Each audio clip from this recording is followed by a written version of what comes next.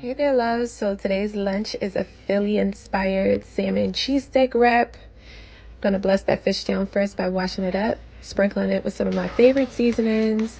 So do your favorite seasonings, whatever you like. I'm a little coarse with mine. I'm cutting down my provisions: broccoli, onion, green pepper.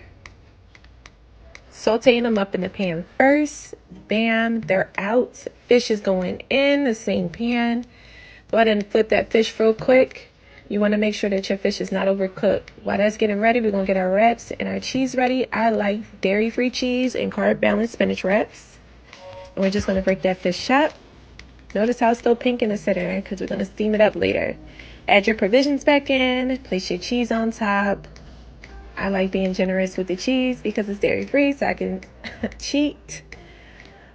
Little water and a lid. And then we can move on to our wraps. Get those nice and prepared.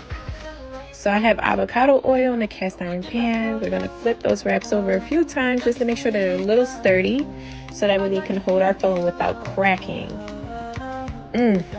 Look at that. Look at that.